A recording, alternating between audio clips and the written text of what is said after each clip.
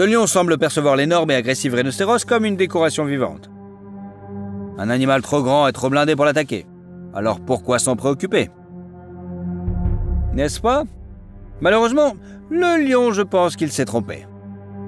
Le rhinocéros a effectivement l'air d'un géant paresseux qui se promène paisiblement dans la savane. Sauf que la plupart du temps, il n'a pas conscience de la présence d'un lion. La vue du rhinocéros est mauvaise et l'odeur de la viande l'emporte sur celle du lion. Jusqu'à un certain point.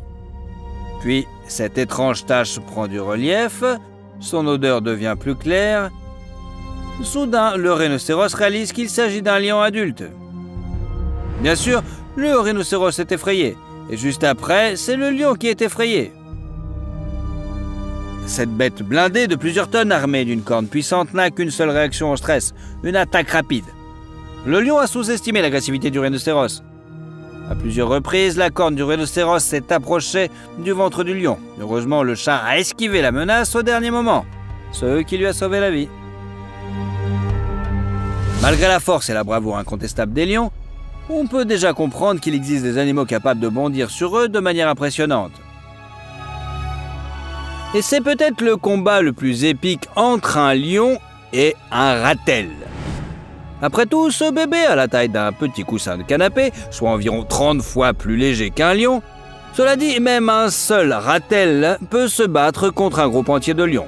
Le secret de la réussite de ce ratel réside dans la combinaison d'une agressivité incroyable et d'un certain nombre de caractéristiques corporelles extraordinaires. Tout d'abord, son seuil de tolérance à la douleur est très élevé, ce qui lui permet d'encaisser des coups très importants. Ce lointain parent du blaireau est un glouton et également très résistant, et sa fourrure est coriace. Mais surtout, il a une fourrure vraiment très solide. Et lorsqu'un lion saisit ce ratel et le plaque au sol, le prédateur plus petit et plus fragile semble tourner à l'intérieur de sa propre peau, se pliant à un angle incroyable et livrant une contre-attaque dévastatrice. Pour ce faire, le ratel dispose de deux armes. Il s'agit des pattes qu'il utilise pour anéantir les nids de termites et des fourmis. Adaptés pour creuser, les membres de sa troupe ont l'air mignons avec leurs gros coussinets et leurs griffes crochues. Mais en réalité, il s'agit d'une véritable petite excavatrice. Et se faire frapper par une pelleteuse comme elle, même de la taille d'un chat, est très douloureux. Les mâchoires de ce ratel rongent également les écailles des reptiles cuirassés, ce qui lui confère une grande force. Ses dents sont petites et pointues comme des aiguilles. Ainsi, une morsure d'un ratel aussi agressif lors d'un combat peut provoquer chez le lion un véritable choc douloureux. D'autant plus que le ratel vise des points sensibles du corps de l'ennemi comme le nez. Mais ce qui est le plus surprenant, c'est la détermination de ce ratel. Le lion est manifestement choqué, il ne s'attendait tout simplement pas à un assaut aussi frénétique. Ce ratel ne laisse aucune chance au grand prédateur de revenir sur ses pas. Le petit mais redoutable combattant ne cesse d'attaquer et d'ignorer la résistance de son adversaire plus fort que lui. Bien entendu, les mâles forts et expérimentés sortent vainqueurs de ces combats. Ils enfoncent simplement le ratel dans le sol et le saisissent avec leurs redoutables mâchoires qui peuvent tenir la moitié du corps de leur adversaire. Une telle victoire n'est pas particulièrement glorieuse. Avec une telle différence de taille, il est difficile de ne pas encourager notre ratel. D'autant plus que la plupart des affrontements se terminent avec le ratel qui vague tranquillement à ses occupations, tandis que le lion, a manifestement besoin de voir un psy. Il semble que son amour-propre a été terriblement endommagé. Aussi étrange que cela puisse paraître, le léopard a plus de chance contre le ratel que n'importe quel autre prédateur. Ils opposent leur agilité et l'agressivité à l'ingéniosité de la racaille noire et blanche et parviennent souvent à tout simplement l'étrangler. Mais les lions, à la rare exception des chasseurs expérimentés, ont tendance à éviter les escarmouches avec un tel ennemi.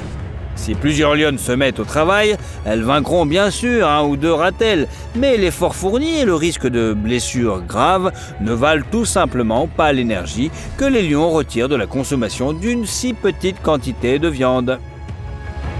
Par conséquent, le ratel se promène tranquillement parmi les lions, gifle et mord les jeunes inexpérimentés qui sont choqués par son impudence et comme s'il demande un combat avec un adulte. Les chasseurs expérimentés essaient de l'ignorer. En fait, si vous voulez en savoir plus sur les ratels et leurs parents agressifs, écrivez-nous dans les commentaires. Dans la nature, les deux plus grands panthères de la planète sont les lions et les tigres. Ils ne se croisent qu'à un seul endroit. Il s'agit de la forêt de Gir. Un sanctuaire en Inde est le dernier habitat naturel de ces félins. Autrefois, les lions et les tigres coexistaient dans de nombreuses régions d'Asie. Mais aujourd'hui, la population de lions en Inde a connu un déclin catastrophique et il n'y a jamais eu de tigre en Afrique. S'il est théoriquement possible que ces espèces se rencontrent dans la forêt de Gir, elles préfèrent les habitats différents et sont trop peu nombreuses pour se livrer une concurrence sérieuse. Dans les zoos et les cirques, cependant, les lions vivent souvent en collaboration et se battent de temps à autre. Le lion a généralement l'avantage car il est mieux adapté au combat avec d'autres prédateurs.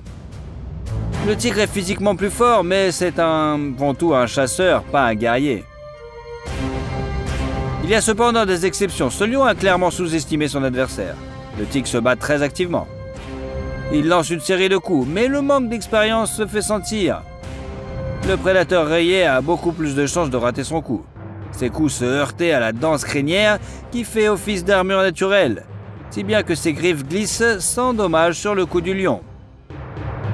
Dans un premier temps, il semble que le lion soit en mesure d'écraser l'attaque du tigre grâce à ses prouesses. Mais la différence de force physique entre ces deux espèces est trop grande. Le tigre brise la résistance du lion et se met à le poursuivre dans l'enclos. Le lion est surpris par cette agressivité. S'il tente de saisir son adversaire avec des crocs, le tigre ramène le combat au sol et commence à lui frotter le ventre avec ses pattes arrière. Si le lion recule, le tigre se jette sur lui comme un tsunami. Et c'est avec la même puissance destructrice que l'animal rayé attaque son adversaire, ne laissant au lieu d'autre choix que de reculer. Et vous? Vous préférez qui? Mais le principal adversaire du lion est bien sûr l'autre lion. Le seul moyen pour un jeune lion mâle de survivre est de se frayer un chemin jusqu'au sommet de la nouvelle troupe. De jeunes carnivores, parfois seuls, parfois en groupe avec des frères, et même des mâles étrangers, parcourent l'Afrique à la recherche d'une troupe dirigée par un lion vieillissant. Les jeunes mâles attaquent. S'ils parviennent à dominer le chef, leur chance de survie augmente considérablement. Leur crinière les empêche de chasser, qu'elle aurait pour but de protéger leur gorge des griffes et des crocs des prédateurs qui menacent la troupe. C'est pourquoi la crinière est grande et démasque le lion. C'est la lionne, plus légère, plus agile et plus discrète, qui doit se faufiler parmi les proies. Ce n'est qu'en exerçant son pouvoir au sein de la troupe que le lion peut compter sur l'aide des femelles. C'est pourquoi les jeunes mâles combattent le vieux lion avec acharnement et désespoir. Le jeune lion est sûr de lui, fort et déterminé à conquérir la troupe et son territoire. Mais il a sous-estimé son adversaire. Le vieux lion n'est pas du tout sénile, au contraire. Il est au sommet de sa force et de sa forme. Et des dizaines de batailles l'ont endurci et lui ont donné une grande expérience du combat. Il est également motivé. Le vieux lion pourrait se retirer à la recherche d'une fierté encore plus faible à conquérir. Mais le nouveau mâle ne laisse jamais derrière lui des lionceaux de l'ancien chef. Les lionceaux d'excellents mâles. D'un commun accord, le désir de protéger la progéniture ainsi que le pouvoir et la vie est une grande source de motivation. Le vieux lion adresse donc une réprimande cinglante à son jeune rival. Il ne s'attendait tout simplement pas à cette grêle de coups et de fureur. Quel cas de lion ayant reçu une puissance réprimande vous a le plus impressionné? Répondez dans les commentaires et n'oubliez pas de vous abonner à notre chaîne, nous avons beaucoup de choses à vous montrer. Le buffle n'est pas un simple animal à cornes serrées. Leur capacité à s'adapter à l'environnement est étonnante. Eh ouais. Certains buffles peuvent plonger et brouter sous l'eau carrément. D'autres sont très rapides. Mais ils sont même utilisés dans les courses de chevaux. Nous allons maintenant vous parler des buffles les plus uniques du monde et des taureaux bien sûr. Le buffle d'Asie est surtout connu pour sa taille. Avec une hauteur au garrot d'environ 7 pieds, plus de 2 mètres, une longueur d'environ 10 pieds, environ 3 mètres, il peut atteindre une masse de plus d'1 tonne, eh oui.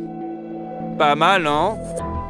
Une telle montagne de muscles est capable d'arracher des arbres, de combattre des tigres et d'être un véritable bélier. Valiant partout sur son passage. Mais peu de gens savent que le véritable super pouvoir de ce buffle n'est pas lié à sa puissance ou à ses aptitudes au combat. Il s'avère que ce taureau est l'un des meilleurs nageurs de tous les ongulés. Eh oui, environ 70% de son régime alimentaire est constitué de plantes qui poussent, écoutez-moi bien, sous l'eau. Pour s'en nourrir, cette espèce a appris à plonger mieux que la plupart des espèces de mammifères terrestres. Ce buffle peut retenir sa respiration pendant longtemps. Même d'excellents plongeurs comme les ours polaires, les loutres et les castors l'envient. Mais le plus important, c'est que celui-là est capable de brouter sous l'eau. Eh ouais, on ne s'attend pas à une telle capacité de la part d'un taureau, d'un buffle, n'est-ce pas? Allez, mets des likes, mets des likes. La plupart des animaux qui mènent une vie terrestre évitent de plonger la tête sous l'eau, même s'ils savent nager. Et même si l'animal est capable de plonger, il est dangereux pour lui de mordre et d'avaler de la nourriture sous l'eau, parce qu'il peut tout simplement se noyer. Mais ce n'est pas le cas du buffle d'Asie. La plupart du temps, lorsqu'il broute, il garde la tête sous l'eau, il cueille et mâche, et avale tranquillement sa bouffe. Le buffle aime particulièrement les marécages, les lacs stagnants et les rivières lentes et larges. En même temps, sa structure ne ressemble pas du tout à celle des mammifères aquatiques. Le corps d'un buffle, bien que puissant, mais ses pattes sont fortes avec des sabots bien lourds. Il n'est pas question de nageoires ou de forme aérodynamique. Il est d'autant plus surprenant que la capacité à nager et à plonger rapproche le buffle de sa lointaine parente, la baleine. Un peu choquant, d'accord, mais les baleines et les dauphins, ils sont pas des parents d'autres prédateurs aquatiques comme les phoques, par exemple. Les baleines sont des parents éloignés, et oui, qui sont allés dans l'océan il y a des millions d'années. Qui sait, peut-être que les buffles d'Asie ressembleront aux baleines d'une certaine manière après des millions d'années de développement. En tout cas, l'eau supporte parfaitement leur poids, ce qui permet à ces animaux à cornes d'atteindre des dimensions plutôt gigantesques. Et vous, comment voyez-vous leur évolution? Allez, mets-le dans le commentaire. Les zébus sont très répandus sur le territoire du sous-continent indien. Pour la plupart des personnes originaires d'autres parties du monde, ces animaux ont un aspect très inhabituel. Une vache avec des pattes fines et fortes, quoi. Une bosse comme un chameau et des puissantes cornes dirigées non pas vers l'avant, mais vers le haut. On sait jamais, si Dieu leur tombe sur la tête. Ces cornes poussent de manière différente. Parfois, elles se courbent et vont tout droit au-dessus de la tête de l'animal. Parfois, elles sont recourbées, quoi. Ces taureaux ont une capacité unique. Ce sont de véritables coureurs et d'excellents coureurs, d'ailleurs. Les zébus sont beaucoup plus massifs et lourds que les chevaux, mais ils peuvent courir presque aussi vite que les meilleurs chevaux de course pur sang. Cependant, en raison de leur nature peu accommodante et des spécificités de la structure de leur corps, il est préférable de ne pas monter dessus. C'est pourquoi les courses de traîneaux de zébus sont très populaires en Inde, surtout dans les États de l'ouest du pays. Le plus étonnant, c'est qu'il n'est pas nécessaire de préparer la route pour ces ongulés. Bien sûr, ils ne doivent pas être dirigés vers la jungle les plus épaisses, car un taureau puissant ne peut tout simplement pas les traverser. Mais la praticabilité du zébu est comparable à celle d'une Jeep. Aimeriez-vous essayer de monter sur un traîneau tiré par ces animaux? Allez, mets-le dans les commentaires. L'énorme vitesse, l'endurance et la patence ne sont pas les seules caractéristiques de la structure de l'animal. Eh oui! Bien que les chameaux ne soient pas étroitement liés aux zébus, les deux animaux ont une bosse. Mais les scientifiques ne savent pas encore exactement à quoi elle sert. À quoi sert ce truc-là? Les chameaux ont besoin de leur bosse pour stocker des nutriments. Bien sûr, l'eau pure n'y est pas stockée, mais seulement les réserves de graisse. Mais lors d'un jeûne prolongé, c'est grâce à ces accumulations que les chameaux peuvent vivre sans eau ni nourriture aussi longtemps qu'aucun autre animal du monde. Voici un autre argument en faveur de la constitution de réserve. Ainsi, la bosse du zébu, bien qu'elle présente une couche de graisse assez dense, est encore principalement constituée de muscles. Bien qu'elle soit peu développée chez les petits, les adultes se distinguent par des bosses assez larges qui ressortent fortement sur le dos droit de l'animal. La raison de cette particularité reste un mystère. Qu'en pensez-vous? Allez, écrivez dans les commentaires. Oui, je te jure, on lira.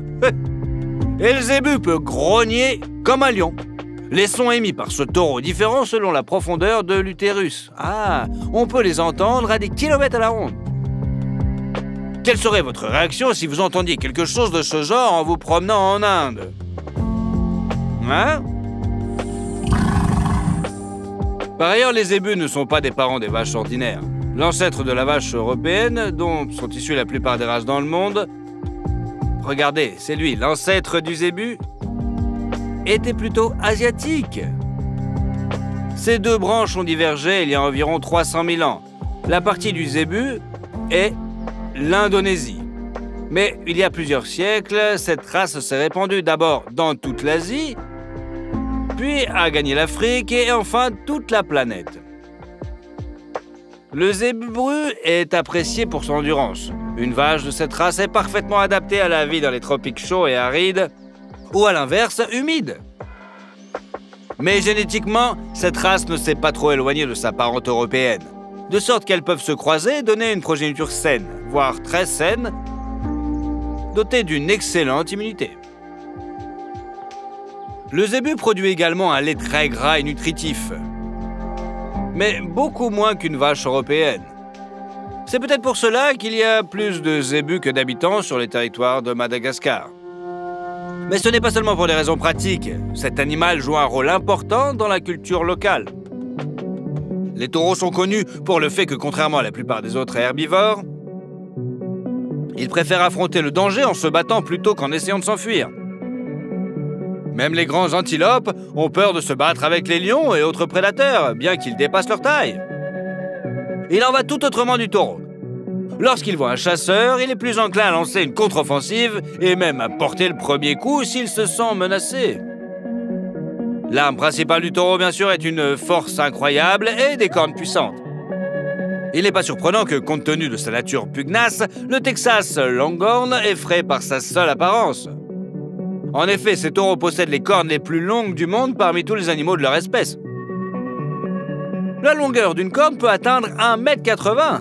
C'est la taille d'un homme adulte quand même. En même temps, les cornes sont proportionnelles. Puissantes à la base, elles se rétrécissent progressivement et leur extrémité est très pointue. Une telle arme pourrait permettre à un taureau de se battre contre un tigre à dents de sabre. Pas comme les loups ou les cougars ordinaires. S'approcher de ce taureau est déjà effrayant. Il semblerait que les cornes de cette puissante créature soient capables de transpercer un char d'assaut. Mais d'où vient ce trésor du Texas? Il s'avère que les Longhorns sont une race ancienne qui a une longue histoire. Ces taureaux sont les descendants des premiers bovins qui ont été ramenés à l'époque de Christophe Colomb. Le fait de vivre dans un isolement relatif a conduit à la formation de qualités inhabituelles de la race qui n'ont fait que s'enraciner avec le temps. Il est d'autant plus surprenant que le Texas Longhorn ait un caractère incroyablement doux. Il n'est pas agressif. Il est fidèle à l'homme et se montre patient, même face à des vaches domestiques ordinaires et inoffensives. Apparemment, si vous avez vraiment confiance en vous, l'envie de recourir à la force pour résoudre les conflits disparaît vraiment. Pourquoi attaquer quelqu'un si tout le monde autour de vous sait déjà qu'il vaut mieux ne pas se frotter à vous, n'est-ce pas? Le super pouvoir de Longhorn va vous surprendre. Il n'est pas associé à des qualités de combat phénoménales ou à des cornes. Le corps de ce taureau est assez typique. Un animal musclé, plutôt mince, sans bosse, gros ventre, tout simplement. Un animal à la fois massif et svelte. Il est d'autant plus étonnant qu'il soit capable de résister à la chaleur et la sécheresse extrême. Le super pouvoir du Longhorn est sa capacité à survivre dans des conditions désertiques les plus rudes. Il peut rester plus longtemps sans eau ni nourriture que toutes les autres races et sous-espèces de taureaux. Et bien qu'il soit connu pour sa nature douce, un tel animal peut facilement combattre un prédateur. Tout cela permet aux fermiers du Texas de laisser les troupeaux de Longhorn perdre relativement librement, même dans des endroits assez rudes où le bétail ordinaire ne survivrait pas en raison des attaques de lions de montagne, de loups et du manque d'eau. Excellentes caractéristiques physiques, loyauté envers l'homme, endurance, telles sont les qualités qui ont attiré les hommes vers les chevaux il y a des milliers d'années. Il n'est donc pas surprenant que les Longhorns soient de plus en plus utilisés comme monture. En outre, ces taureaux sont assez faciles à conduire et sont capables de s'associer à une personne, presque comme les chevaux. Aujourd'hui, cette race est encore principalement utilisée pour l'élevage de viande. Mais qui sait, peut-être deviendra-t-elle la première race de taureaux d'équitation au monde. Bah, ça serait quand même pas mal, étant donné l'apparence inhabituelle du truc, quoi. Et vous, est-ce que vous aimeriez bien monter sur un cheval comme ça? Vous pouvez le mettre dans les commentaires. Le yak est probablement l'un des taureaux les plus mignons du monde. Il suffit de regarder son long et épais pelage. On dirait une peluche de la taille d'une petite bagnole quand même. Mais bien sûr, un yak est un être vivant et pas un jouet. Et l'apparence inhabituelle de ce taureau est le résultat d'une adaptation à des conditions de vie plutôt extrêmes. La particularité de ce taureau est qu'il est capable de résister à un climat exceptionnellement froid, aux vents les plus violents et aux gelées les plus sévères. Par ailleurs, le yak ne vit pas du tout au pôle Nord, mais dans les montagnes de l'Himalaya. Un taureau ordinaire ne pourrait y rester, dirons qu'une heure. Le yak, au contraire, se sent à l'aise à une température telle que les larmes se transforment en glaçons sur les cils. Moins 20, moins 30, tout ça, quoi. Ce n'est pas la seule caractéristique de la race. Plus la montagne est haute, moins il y a d'oxygène dans l'air. Et oui, par conséquent, les animaux, comme les humains, s'ils se trouvent dans de telles conditions, ressentent un manque d'air même en augmentant leur respiration. Mais pour un yak, ce n'est pas un problème. Par rapport à la taille de son corps, il a des poumons et un cœur plus grands. En outre, le sang d'un yak transporte beaucoup d'oxygène comparé au sang d'autres mammifères. Cependant, l'animal ne peut pas contrôler ce super-pouvoir. S'il essaie de descendre des montagnes, il souffrira de surchauffe et d'un taux d'oxygène trop élevé dans le sang.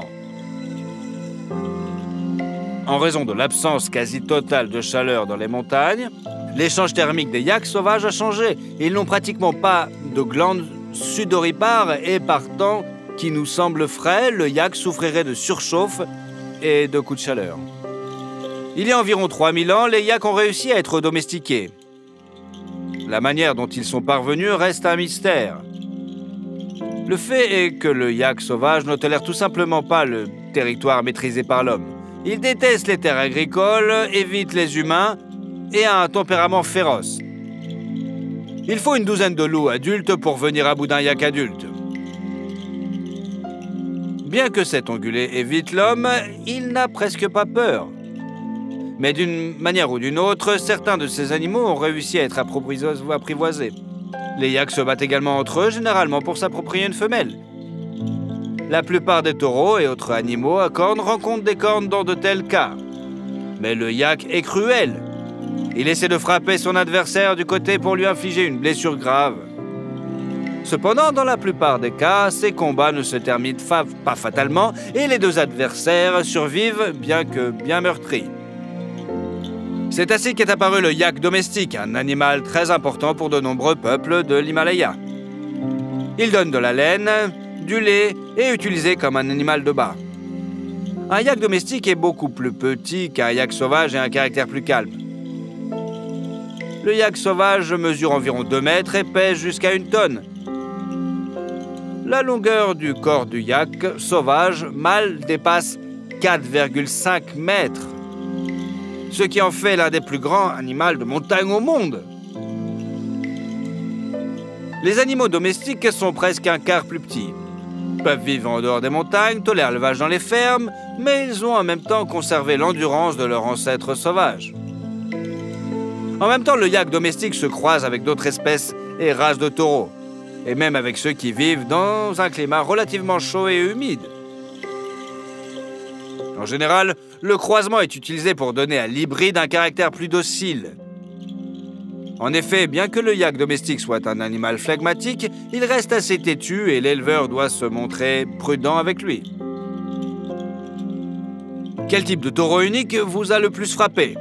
Répondez dans les commentaires et n'oubliez pas de vous abonner. Et oui, c'est comme ça qu'on vit. Il y a beaucoup de créatures vivantes intéressantes et inhabituelles dans le monde dont nous voulons vous parler. Et oui.